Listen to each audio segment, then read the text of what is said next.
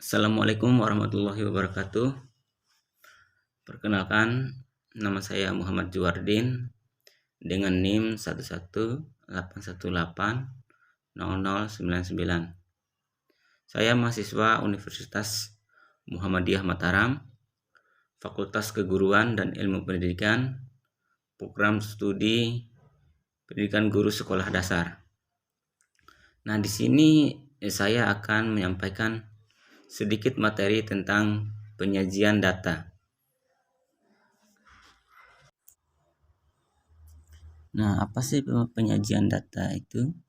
Penyajian data merupakan salah satu kegiatan dalam pembuatan laporan hasil penelitian yang telah dilakukan agar dapat dipahami dan dianalisis sesuai dengan tujuan yang diinginkan.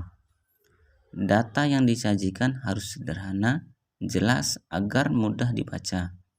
Penyajian data juga dimaksudkan agar para pengamat dapat dengan mudah memahami apa yang kita sajikan untuk selanjutnya dilakukan penilaian atau perbandingan dan lain-lain. Adapun tujuan penyajian data. Nah, tujuan pertama yaitu memberikan gambaran yang sistematis tentang peristiwa-peristiwa yang merupakan hasil penelitian atau observasi. Nah, yang kedua, data lebih cepat ditangkap dan dimengerti. Yang ketiga, memudahkan dalam membuat analisis data dan membuat proses pengambilan keputusan dan kesimpulan lebih tepat, cepat, dan akurat. Nah, adapun model penyajian data. Yang pertama, pembuatan distribusi frekuensi. Distribusi frekuensi adalah penyajian data dalam bentuk tabel dari tinggi ke rendah atau sebaliknya secara urut dan dihitung interval skor-skornya atau frekuensinya setiap skor. Jenis distribusi frekuensi antara lain yang pertama distribusi tunggal. Distribusi tunggal menampilkan data dalam bentuk tabel secara tunggal, secara urut dari data paling tinggi ke rendah. Distribusi tunggal disajikan jika jarak sebaran range-nya rendah atau biasanya maksimal 15. Rumus jarak sebaran ada dua, bisa digunakan salah satu. Yang pertama, rumusnya adalah jarak sebaran sama dengan skor tinggi dikurangi skor terendah ditambah 1. Rumus yang kedua, jarak sebaran sama dengan skor tinggi dikurangi skor terendah tanpa menambahkan 1. Nah, distribusi yang kedua, distribusi bergolong.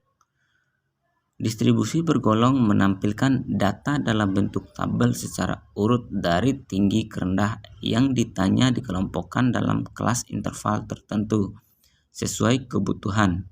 Misal jaraknya 5 atau 7 atau 11. Umumnya ganjil untuk memudahkan menentukan titik tengah median agar mudah dalam perhitungan.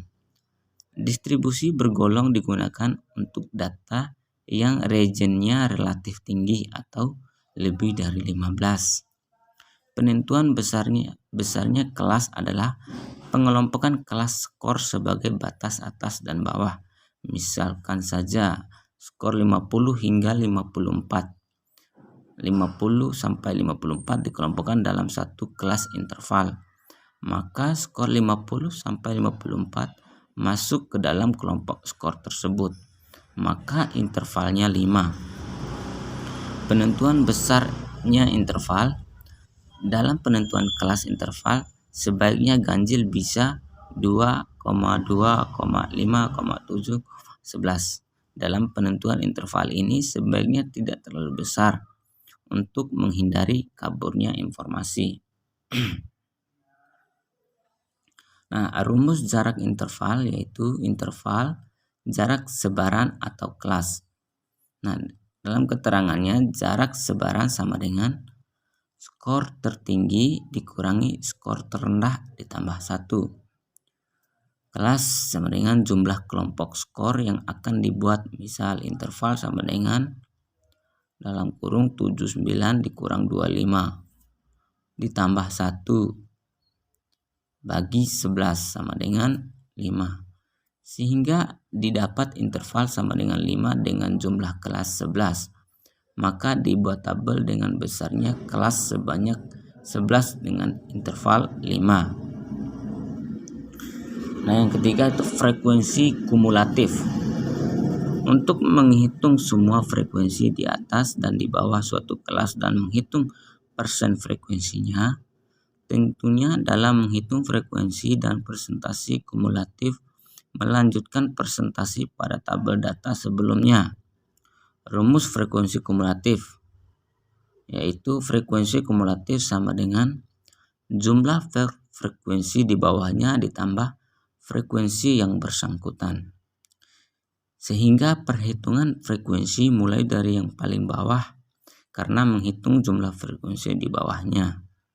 Rumus persentase kumulatif yaitu persentase frekuensi kumulatif sama dengan frekuensi kumulatif dikali 100 dibagi jumlah frekuensi.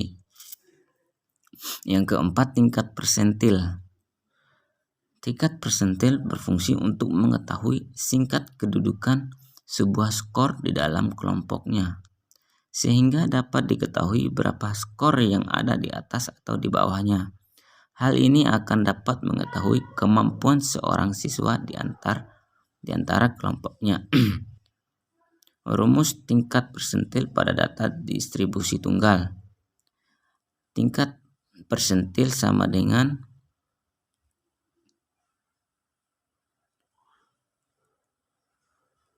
frekuensi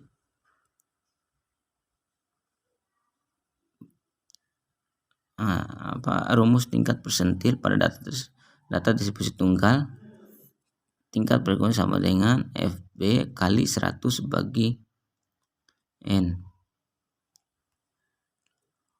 TP sama dengan tingkat persentil, FB sama dengan frekuensi kumulatif di bawahnya, N jumlah subjek atau frekuensi. Rumus tingkat persentil pada distribusi bergolong sama dengan TP sama dengan FB tambah dalam kurung 0,5 kali FB tutup kurung bagi N kali 100. TP sama dengan tingkat persentil, FB sama dengan frekuensi kumulatif di bawahnya, FP frekuensi, dan N jumlah subjek atau frekuensi. Membaca hasil tingkat persentil, misalkan skor seorang siswa 67 dari jumlah siswa sebanyak 40 orang dan ada hasil tingkat persentil 60 bagi 60%, maka dapat disimpulkan bahwa 24 siswa ada di bawah siswa tersebut. 60 kali 40 bagi 100 sama dengan 24 siswa. Dan 40% dan 100% dikurangi 60% sama dengan 40%. Atau sebanyak 16 siswa. 40 kali 40 dibagi 100 sama dengan 16 siswa berada di atasnya. Nah, tabel silang. Penyajian data dalam bentuk tabel umumnya dari data nominal. Dalam penyusunan tabel data silang bisa menggunakan satu variabel atau dua variabel. Biasanya kolom untuk variabel bebas sedangkan baris row untuk variabel tergantung dependen. Contohnya seperti dalam tabel tersebut. Penyajian data dalam bentuk grafik frekuensi. Grafik atau grafik frekuensi memiliki beberapa jenis. Dengan penggunaan grafik frekuensi, data akan lebih menarik karena dapat disajikan dalam bentuk visual.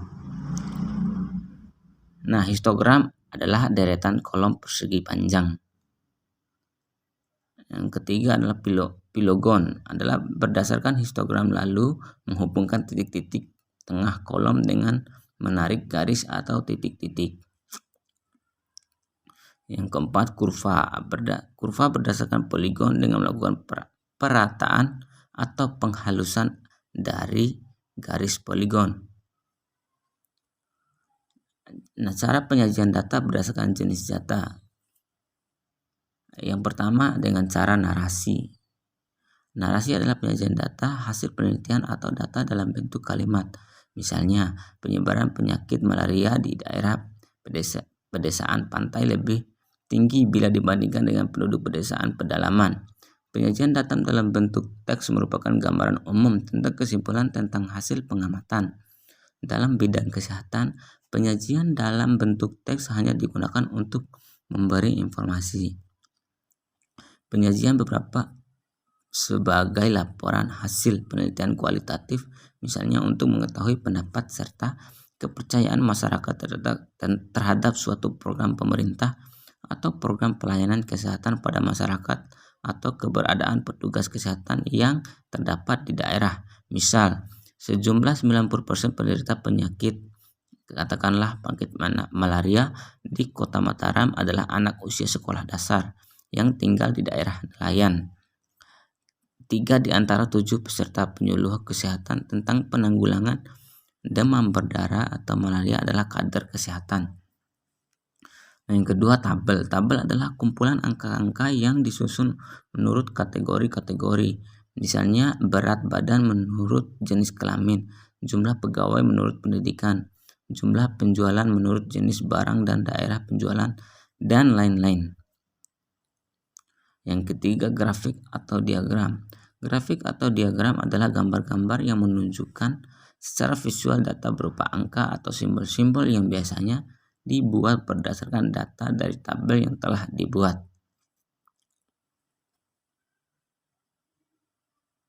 Baik, sekian materi yang bisa saya sampaikan. Semoga apa yang saya sampaikan ini bisa bermanfaat untuk teman-teman sekalian. Lebih dan kurangnya saya mohon maaf. Wabillahi taufiq wal hidayah. Wassalamualaikum warahmatullahi wabarakatuh.